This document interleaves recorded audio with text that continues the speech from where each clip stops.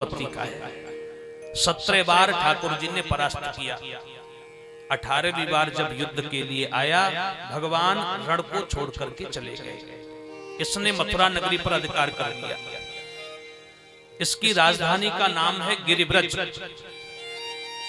इतना बलवान है, राजाओं से युद्ध करता है, परास्त करके राजाओं को कारागृह में ला करके डालता जा रहा है। और प्रतिज्ञा कर ली है, जिस दिन 1000 हो जाएंगे युद्ध में, जीत जीत करके संख्या 900 के पार हो गई। 1000 जिस दिन हो जाएंगे सबकी यज्ञ में बलि चढ़ाऊंगा। 900 के पार संख्या हो गई। सभी राजाओं ने मिलकर भगवान के पास एक दूत भेजा, ठाकुर जी आप रक्षा करो तो कर सकते हो, वरना इस दुष्ट से हमें बचाने वाला कोई नहीं है। ससम्मान दूत को विदा किया और ठाकुर जी पहुंच गए इंद्रप्रस्थ। क्योंकि भगवान कहते हैं यदि मारना होता तो पहले ही इसका वध कर देता, पहले कायकूजा को परास्त कर करके वापस किया। मेरे हाथों इसका वध नहीं लिखा है, इसकी मृत्यु तो भीम के हाथों लिखी है। और भीम के मन में भी बल का गर्व है, अहंकार है, तो उस अहंकार को भी नष्ट कराना है इसके हाथों से। महान बलवान असुर था ये जरासंध। जरा नाम की राक्षसी ने जियो जियो करके जोड़ दिया था। इसके पिता का नाम था बृहद्रथ। संतानहीन था, बहुत उपाय किए लेकिन कैसे भी संतान प्राप्त नहीं हुई। एक बार चंड कौशिक जो महान संत हैं निकल करके जा रहे थे, रात्रि हो गई। रात्रि प्रवास बृहद्रथ की राजधानी में ही किया, एक अमराई में, आम के बगीचे में। मंत्रियों को समाचार मिला कि महान संत चंड कौशिक हमारे राज्य की सीमा में रात्रि प्रवास कर रहे हैं, जिनका दर्शन बड़े ही सुयोग से मिलता है, जिनको खोजने पे भी दर्शन नहीं मिलता। आज ऐसे महान संत हमारी राजधानी में आ गए। महाराज से प्रार्थना की आप जाइए और जाकर के अपना जो कष्ट है चंड कौशिक संत के चरणों में रख दीजिए। संत कृपा हो गई तो आपको अपने राज्य का उत्तराधिकारी मिल जाएगा। बृहद्रथ चला और बृहद्रथ ने जाकर चंड कौशिक ऋषि को प्रणाम किया, अपनी वेदना प्रकट की। वेदना सुना रहे थे। इतने में क्या हुआ, जिस वृक्ष के नीचे बैठे थे उसी वृक्ष से एक आम का फल गिर गया।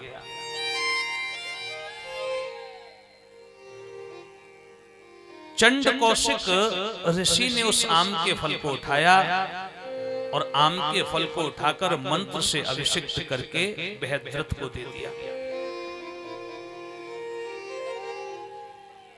अब बृहद्रथ उस फल को लेकर के घर पहुंचा।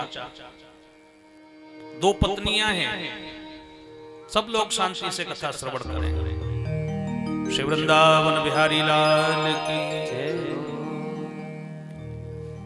2 पत्नियां हैं। मन में भाव आ गया कौन सी पत्नी को दूं, जिसे नहीं दिया वही रुष्ट हो जाएगी। संत से ये नहीं पूछ पाया कि 2 पत्नियां हैं, फल एक दिया और खाने वाले 2, क्या करूं? मध्य से उस फल को काट दिया और काट के दोनों पत्नियों को आधा आधा दे दिया। संत का आशीर्वाद है, संत का प्रभाव है। दोनों रानियों के गर्भ से शिशु का आधा आधा भाग प्रकट हुआ, वो भी बिल्कुल जीवित। एक हाथ एक पैर एक रानी के गर्भ से, आधा सिर एक हाथ एक पैर दूसरी रानी के गर्भ से। जैसे ही प्रकट हुआ पूरे राज्य में ये खबर फैल गई कि दोनों रानियों के गर्भ से आधा आधा शिशु जन्मा है। चारों ओर से इस बात का लोग आने लगे और महाराज को सावधान करने लगे, महाराज ये बालक हमारे राज्य के लिए अच्छा नहीं है, आप इसका त्याग कर दें। मंत्रियों ने भी कहा। सबके कहने पे बृहद्रथ ने उस बालक को महल के पीछे फेंकवा दिया। बृहद्रथ क्योंकि असुर कुल का है, जरा नाम की जो राक्षसी है उसे अपना भाई मानती है। वो राक्षसी आई बहन को, भाई को शुभकामना देने के लिए। भाई के घर पुत्र हुआ है और बहन ना आवे, ऐसा तो है ही नहीं सके। बहन जी आई, जैसे ही भवन में प्रवेश करना चाहती है, सैनिकों ने रोक दिया। कहां जा रही हो? भैया को आशीर्वाद देना है, बधाई देनी है, पुत्र हुआ है। मंत्रियों ने कहा जैसा हुआ वैसा ही न हुआ। क्यों? 2 भाग हुए, सारी प्रजा में असंतोष हो गया था। हम सभी के कहने पे महाराज ने उसे महल के पीछे फेंकवा दिया, त्याग कर दिया। कहां पड़ा है? बोले महल के पीछे।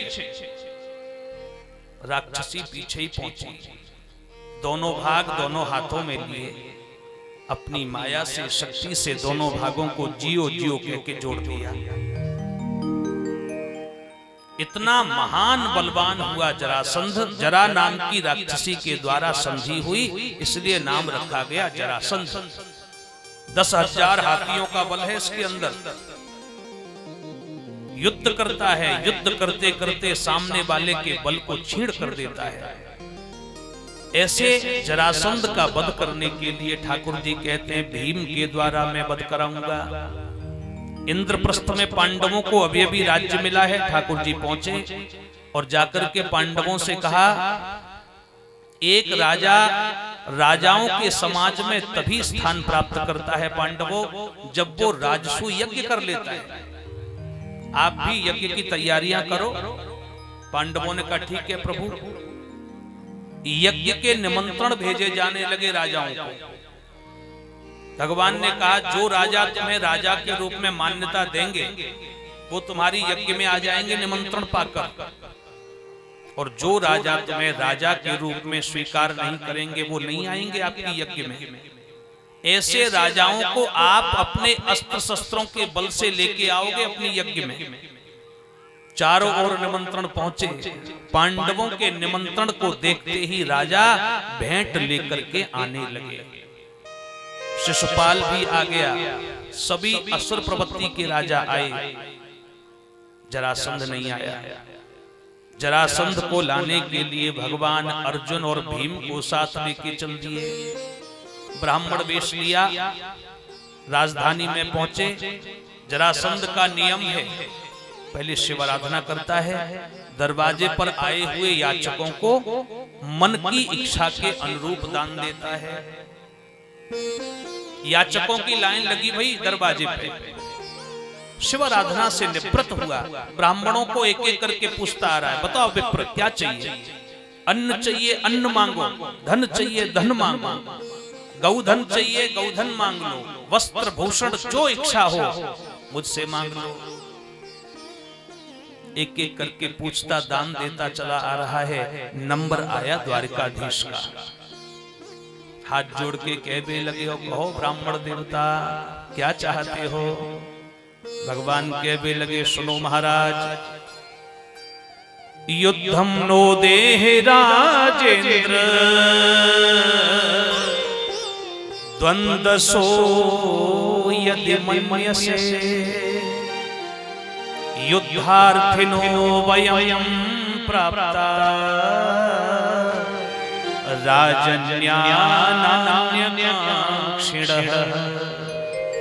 हे महाराज, देना चाहते हो तो आप हमें युद्ध की भिक्षा दे दो, और हमें कुछ नहीं चाहिए। हमें अन्न की आवश्यकता नहीं, हमें वस्त्रों की आवश्यकता नहीं, वस्त्र भूषण भी हमें नहीं चाहिए। युद्धम नो देहि राजेंद्र, ऐसा कहकर के ठाकुर जी मुस्कुरा गए। युद्ध की भिक्षा मांग करके गोविंद जैसे ही हंसे। एक बात कहें, हमारे सम्मान में कोई हंसे हम उसे भूल सकते हैं, मगर हमारे अपमान में कोई हंसा, वो हंसी जीवन भर के लिए हमारे चित्त में चिपक जाती है। वो व्यक्ति जब जब हमारे सामने आएगा तब तब उसके द्वारा हंसी गई हंसी हमें स्मरण हो जाएगी। भगवान 1-2 बार नहीं हंसे जरासंध के ऊपर, 17 बार उसे पराजित किया, लज्जित किया, अपमानित करके भेजा और ऐसा अपमानित करके भेजा कि अपना प्रतिशोध लेने के लिए दोबारा से लौट के आ गए।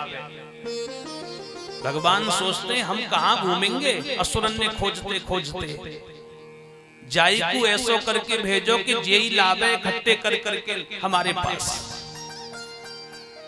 बार बार ऐसा अपमान करते जरासंध का, सेना इकट्ठी करता और अक्षौहिणी 23 अक्षौहिणी सेना लेके हर बार चढ़ाई। हंसी को भूल नहीं पाया। जैसे ही मुस्कुराहट को देखा कहने लगा, द्वारिकाधीश आप मेरे दरवाजे पे याचक बन के आए हो, याद कर लो एक बार आप मेरे सामने मुझे पीठ दिखा के भाग चुके हो, फिर भी आपका इतना सामर्थ्य है, इतना साहस है कि आप युद्ध के लिए आगे मेरे सामने। मेरा ये नियम है, जो वीर मुझे पीठ दिखा देता है युद्ध में, फिर जीवन में कभी मैं उससे दोबारा युद्ध नहीं करता हूं, आपसे युद्ध करूंगा नहीं। आप आए हो तो आपके पीछे ये दुबला पतला केवल और केवल अर्जुन है, मैं ऐसे पहचान गया। अर्जुन मेरे जोड़ का नहीं है, इनके पीछे भीम खड़ा है, ये मेरे बल को कुछ समय तक झेल सकता है। भीमसेन कहने लगे, युद्ध तो कर, जब तुझे पता चले कौन किसके बल को झेलता है। भगवान बोले, सुनो गर्व अभी सामने आ जाएगा, कितने तुम बलशाली हो।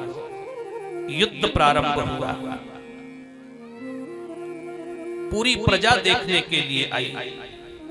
भीमसेन एक ओर, जरासंध दूसरी ओर।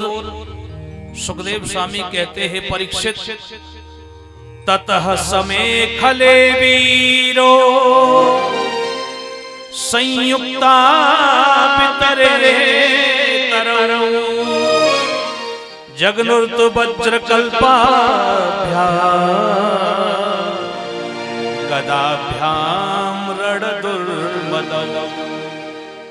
दोनों वीर आपस में गदा लेकर के आमने सामने आए। एक दूसरे के ऊपर गदा का प्रहार करते समय ऐसा लगता है जैसे आकाश में दामिनी दमक रही हो। महान वीर है भीम।